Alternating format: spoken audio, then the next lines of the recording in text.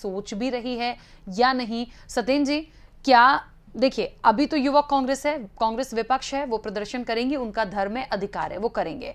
लेकिन ऐसा नहीं लगता कि वाकई में सब्र यदि जनता का टूटा और जनता यदि सड़कों पर आई, तब शायद रिवर्ट जाना पड़े सरकार को? तो अभी से क्यों ना इसके लिए सोचा जाए, प्लान किया जाए, अपने पक्ष को ऐसे रखा जाए, बात को जनता तक ऐसे रखा जाए इस महंगाई को लेकर कि हमने क्यों बढ़ाया, कितनी दिक्कत है, कितने समय की ये परेशानी है, तो शायद वो चीजें देखने को ना मिले जो हो सकती हैं आने वाले समय में।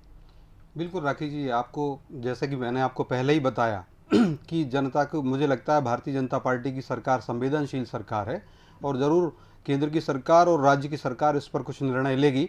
लेकिन मैं आपको बता दूं कि कितनी बड़ी विसंगति है। अगर कांग्रेस के लोग आंदोलन कर रहे हैं, अच्छी बात है आंदोलन करना, लेकिन आप देखिए राजस्थान में उन्हीं की सरकार है और देश के अंदर सबसे ज़्यादा अगर महंगा पेट्रोलियम पदार्थ हैं तो वो राजस्थान के अंदर है। तो क्या भाजपा यहाँ मध्य प्रदेश की कांग्रेस को वहाँ प्रदर्शन नहीं करना चाहिए? और पंजाब और राजस्थान की जो बॉर्डर लगती है वहाँ पर ही पेट्रोलियम के पदार्थों में, पेट्रोल के ऊपर 10-10 रुपये प्रति लीटर का अंतर आ रहा है। तो क्या आपस में दोनों के कोऑर्डिनेशन करके वो आपस में निर्णय नहीं ले सकते? तो ऐसे ही छत्तीसगढ़ में आप देख लीजिए और ऐसे ही महाराष्ट्र में भी पेट्रोलियम पदार्थ हर जगह। मैं ये कह रहा हूँ कि पेट्रोलियम के ऊपर अब जैसे हमारे मित्र बता रहे थे, बड़े अच्छे विद्वान व्यक्ति हैं, नेता हैं हमारे कांग्रेस के, ज्ञानंद जी। अब उन्होंने कहा कि कमलनाथ सरकार ने देखिए 2 बार टैक्स बढ़ाया था, बैट बढ़ाया पेट्रोलियम के ऊपर मात्र 15 महीने में। अब इस सरकार ने तो कोरोना जैसा दंश झेला जो शताब्दियों में आता है, उसमें भी, उसके बाद भी अभी कोई पेट्रोलियम के ऊपर टैक्स नहीं बढ़ाया गया है। तो ये बात है। और जैसा कि अभी कहा गया कि गैस के ऊपर की बात है, तो देखिए गैस के ऊपर अगर मैं बताऊं तो आपको पता होगा कि रेणुका चौधरी जी राज्यसभा की सांसद हैं और वो कांग्रेस की बड़ी नेता हैं, वरिष्ठ नेता हैं, और उन्होंने, वो खुद ही कह रही हैं, अब जब उनकी सरकार थी कि अब 950 रुपये के करीब का गैस सिलेंडर हो गया था उस समय, तो बोले गैस सिलेंडर गरीब नहीं खरीदते हैं, ये अमीर हैं, तुम लोग खरीद नहीं सकते हो क्या 900 रुपये में हो गया? तो कांग्रेस के समय भी ये महंगाई बहुत बढ़ गई थी उस समय, और उस समय तो 11 लाख कनेक्शन ही थे गैस के पूरे देश में। आज अभी भी 700 रुपये के आसपास सिलेंडर आ रहा है। उस समय तो 2014 में मैं बात करूं तो 2014 में एक बार गैस सिलेंडर के दाम जो है, एलपीजी के दाम, वो 1241 रुपये तक पहुंच गए थे। ये रिकॉर्ड है कांग्रेस की सरकार में। तो मैं ये कहता हूं, देखिए इस विषय को आरोप प्रत्यारोप में ना जा करके हमें जनता के लिए कैसे कम से कम करें, ये करना चाहिए। और दूसरी बात, जैसा कि अब राजस्व का एक विषय बनता है, जैसा कि वरिष्ठ पत्रकार माननीय आशीष जी ने कहा, तो बिल्कुल सही उन्होंने कहा, तो ये विषय बनता है। और कई जो, तो ये सरकार मुझे लगता है राज्य की सरकार है, तो वो है कोई भी टैक्स इस पर नहीं बढ़ा रही है।